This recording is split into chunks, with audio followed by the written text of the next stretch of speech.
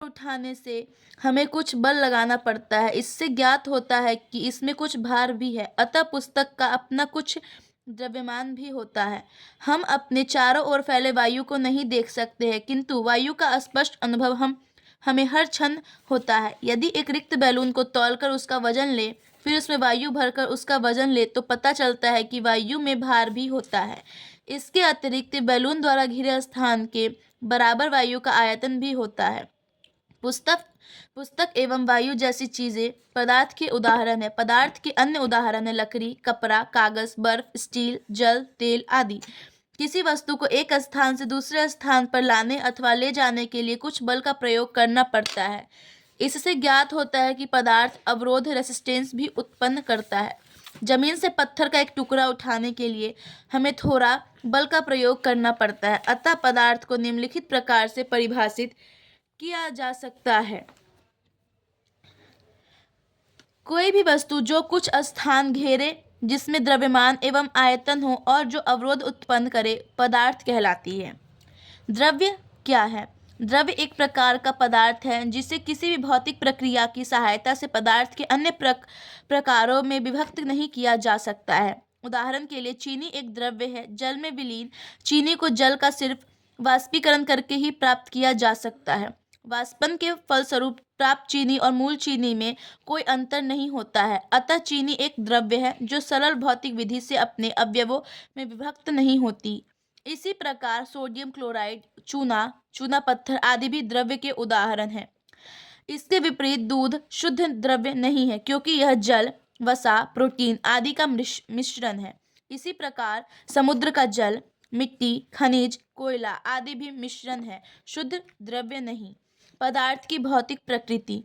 पहला, पदार्थ कणों का बना होता है। प्राचीन काल के दार्शनिकों का मत था कि पदार्थ लकड़ी की एक गुटिका की तरह अनवरत होता है। इसमें छोटे छोटे कण नहीं होते, किंतु पदार्थ अलग अलग छोटे छोटे कणों का बना होता है।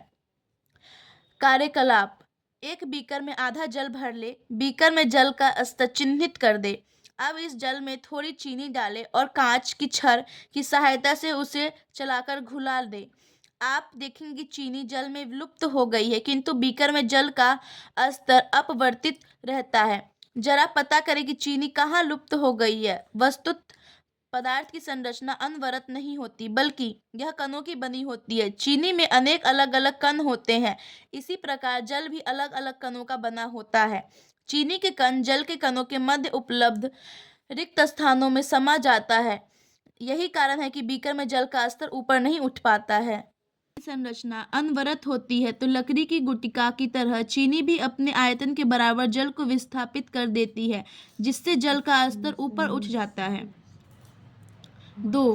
पदार्थ के कण अत्यंत सूक्ष्म होते हैं। पदार्थ के कण इतने सूक्ष्म होते हैं कि इसकी कल्पना भी नहीं की जा सकती है। इसे निम्नलिखित कार्यकलाप द्वारा आसानी से समझाया जा सकता है। प्रथम चरण, एक बीकर में 100 ml पानी लेकर उसमें कॉपर सल्फेट के कुछ रवों को घुला ले। विलयन का रंग नीला होगा। द्वितीय चरण, प्रथम चरण से प्राप्त नीले विलयन में से 10 ml विलयन लेकर उसे दूसरे बीकर में रखे 100 ml जल में डाले। तृतीय चरण, द्वितीय चरण से प्राप्त विलयन में से 10 ml विलयन लेकर उसे तीसरे बीकर में रखे 100 ml जल में डाले।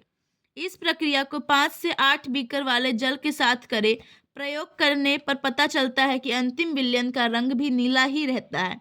यद्यपि विलयन के रंग का गाढ़ापन क्रमशः घटता जाता है। अतः यह क्रियाकलाप दर्शाता है कि कॉपर सल्फेट के कुछ ही रवे जल के अधिक से अधिक आयतन को रंगीन बना सकते हैं। ऐसा तभी संभव है जब कॉपर सल्फेट के एक छोटे से रवे में लाखों करोड़ों सूक्ष्म कण उपस्थित हो। तीसरा, पदार्थ के कण अनवरत गतिशील रहते हैं। पदार्थ के कण स्थिर नहीं रहते, बल्कि हमेशा गतिशील रहते हैं। इसे निम्नलिखित कार्यकलाप द्वारा समझा जा सकता है। अगरबत्ती की एक सलाई कमरे के एक कोने में रख दे। कुछ दूरी से इस अगरबत्ती की गंध को हम महसूस नहीं कर सकते हैं। हाँ, उसके निकट जाने पर गंध अवश्य महसूस होगी। अब एक माचिस की सहायता से अगरबत्ती को जलाएं। इसकी गंध को आप कुछ दूरी से ही महसूस कर सकते हैं। इसका कारण यह है कि अगरबत्ती में उपस्थित इत्र के कण वायु के कणों के साथ मिश्रित होकर पूरे कमरे में फैल जाते हैं। यदि इत्र के कण गतिशील नहीं होते तो अगरबत्ती की गंध दूर बैठे आप तक नहीं पहुंच पाती। पदार्थ को गर्म करने पर उसके कणों की गतिज ऊर्जा बढ़ जाती, जिसके कणों के वेग बढ़ जाते, अतः ताप बढ़ने पर कणों के वेग में वृद्धि हो जाती है। चौथा, पदार्थ के कण एक दूसरे को आकर्षित करते हैं। पदार्थ के कणों के बीच एक प्रकार का आकर्षण बल कार्यरत रहता है, जिसे अंतरानुक आकर्षण बल कहते हैं। इसी बल के कारण पदार्थ के कण एक साथ बंधे रहते हैं। इस बल की सामर्थ्य विभिन्न पदार्थों में भिन्न भिन्न होती है। उदाहरण, एक लोहे की कील, खड़िया का टुकड़ा और ईंट का एक टुकड़ा ले। इन तीनों पर अलग अलग हथौड़े से प्रहार करें, आप पाएंगे कि खड़िया का टुकड़ा आसानी से चूर चूर हो जाता है। ईंट का टुकड़ा थोड़ी कठिनाई से टूटता है, जबकि लोहे की कील को तोड़ना अत्यंत कठिन होता है। इससे हम निष्कर्ष निकाल सकते हैं कि खड़िया के कणों के मध्य अंतरानुक आकर्षण बल सबसे कमजोर, जबकि ईंट के कणों के मध्य यह बल थोड़ा मजबूत है। लोहे की कील में यह बल सबसे अधिक मजबूत है। पांचवा, पदार्थ के कणों के बीच रिक्त स्थान होता है। पदार्थ के कणों के बीच रिक्त स्थान को अंतरानुक स्थान कहते हैं। हम देख चुके हैं कि चीनी को जल में मिलाने पर चीनी के कण लुप्त हो जाते हैं। वस्तुतः चीनी के कण जल के कणों के मध्य स्थित रिक्त स्थानों में समावेशित हो जाते हैं। पदार्थ का वर्गीकरण, क्लासिफिकेशन ऑफ मैटर। पदार्थ के भौतिक गुणों पर आधारित वर्गीकरण। हमारे चारों ओर पदार्थ विभिन्न रूपों में पाए जाते हैं। पदार्थ के ये विभिन्न रूप, ठोस, द्रव और गैसीय। हमारे शरीर में भी पदार्थ के ये तीन रूप मौजूद है। हमारी हड्डियां और दांत पदार्थ के ठोस रूप हैं। हमारे शरीर में मौजूद रक्त पदार्थ का द्रव्य रूप है, और जो वायु हम श्वास के द्वारा अंदर खींचते हैं वह पदार्थ गैसीय रूप है। इसके अतिरिक्त हम लोगों के शरीर में जल द्रव्य प्रचुर मात्रा में विद्यमान रहता है। एक अनुमान के अनुसार भार के विचार से हमारे शरीर में लगभग 70% जल ही है, किंतु सभी द्रव्य पदार्थ इन तीनों ही रूपों में अपना अस्तित्व नहीं रखते। उदाहरण के लिए लकड़ी, पत्थर आदि सिर्फ ठोस रूप में ही रहते हैं, जबकि कर्पूर, अमोनियम क्लोराइड, नेफ्थलीन आदि ठोस और गैस दोनों रूपों में पाए जाते हैं। किंतु अधिकांश पदार्थ विभिन्न स्थितियों में ठोस, द्रव एवं गैस तीनों रूपों में पाए जाते हैं। उदाहरण के लिए जल एवं गंधक। इन तीनों अवस्थाओं को चित्र 1.5 में दिखाया गया है। पदार्थ की ठोस अवस्था, the solid state of matter. ठोस पदार्थों में अंतरानुक आकर्षण बल काफी मजबूत होता है, जिससे पदार्थ के कण एक दूसरे के काफी निकट रहते हैं तथा वे मजबूती से परस्पर बंधे रहते हैं। ठोस पदार्थों में अंतरानुक स्थान बहुत न्यून होता है। इसी कारण पदार्थ के कण एक स्थान से दूसरे स्थान पर स्वतंत्रता पूर्वक गमन नहीं कर सकते हैं। हाँ, वे अपने विराम के मध्य स्थान में स्वतंत्र रूप से कंपन कर सकते हैं। ठोस पदार्थों के सामान्य गुण, आकृति और आयतन, शेप एंड वॉल्यूम। ठोस पदार्थ की आकृति और उसके आयतन निश्चित होते हैं। ठोस पदार्थों में अंतरानुक स्थान बहुत कम और अंतरानुक आकर्षण बल काफी मजबूत होने के कारण उनके कण ना तो एक दूसरे के निकट आ सकते हैं और ना दूर ही जा सकते हैं। अतः ठोस पदार्थ की आकृति कायम रहती है और इसी कारण उसका आयतन भी स्थिर रहता है। उदाहरण, पुस्तक एक ठोस पदार्थ है, इसकी आकृति और आयतन निश्चित है। रबर बैंड भी ठोस पदार्थ है, इसको खींचने पर इसकी आकृति बदल जाती है, किंतु खिंचाव बल के हटते ही इसकी आकृति पुनः वापस लौट आती है। चीनी और नमक भी ठोस पदार्थ है। चीनी या नमक के किसी भी क्रिस्टल की आकृति निश्चित होती है। मेज भी एक ठोस पदार्थ है जिसकी आकृति निश्चित होती है तथा यह एक निश्चित स्थान अधिकृत किए रहता है।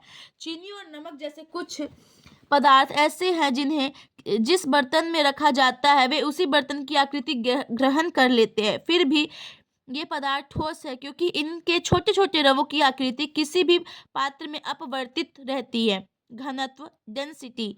ठोस पदार्थ का घनत्व उच्च होता है। किसी द्रव्य की इकाई आयतन के द्रव्यमान उसका घनत्व कहलाता है। घनत्व बराबर द्रव्यमान बट्टा आयतन। आयतन को प्रायः घन मीटर में या लीटर में व्यक्त किया जाता है। घनत्व को GmL⁻⁻1 इकाई में व्यक्त किया जाता है। SI मात्रक में इसे kg मीटर माइनस 3 पावर में व्यक्त किया जाता है। अंतरानुक बल मजबूत रहने के कारण ठोस पदार्थ के कण न्यून स्थान या आयतन में ही एक दूसरे के साथ मजबूती से सटे रहते हैं। इसी कारण ठोस के घनत्व उच्च होते हैं।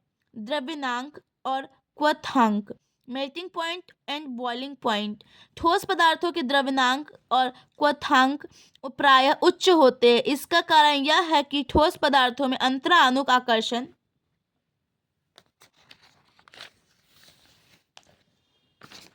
बल इतना मजबूत होता है कि इसे तोड़ने के लिए पर्याप्त ऊष्मा ऊर्जा की आवश्यकता पड़ती है। ठोस पदार्थ के द्रव्यनांक और क्वथनांक कमरे के ताप में से अधिक होते हैं। ठोस पदार्थ कठोर और दृढ़ होते हैं। मजबूत अंतरानुक आकर्षण बल के कारण ठोस पदार्थ के कण परस्पर मजबूती से बंधे रहते हैं। बाहर से दाब पड़ने पर भी इनकी आकृति में कोई परिवर्तन नहीं होता है, अतः ये कठोर और दृढ़ होते हैं। संपीड्यता, ठोस पदार्थ असंपीड्य होते हैं, अर्थात ठोस पदार्थ पर दाब बढ़ाकर या दाब घटाकर उनके आयतन को क्रमशः घटाया बढ़ाया नहीं जा सकता है। इसका कारण यह है कि ठोस पदार्थ में अंतरानुक स्थान इतना कम होता है कि उसे और अधिक कम नहीं किया जा सकता है। अतः ठोस पदार्थ के कणों को और अधिक निकट नहीं लाया जा सकता। पावरोटी या स्पंजी पदार्थ अपवाद, यद्यपि ये भी ठोस पदार्थ है, किंतु इनके अंतरानुक स्थान में वायु भरी होने के कारण इन पर दाब का सकारात्मक प्रभाव पड़ता है। इन्हें दाब बढ़ाकर आसानी से स्पंदित किया जा सकता है। दाब बढ़ने पर इनके अंदर की वायु बाहर निकल जाती है।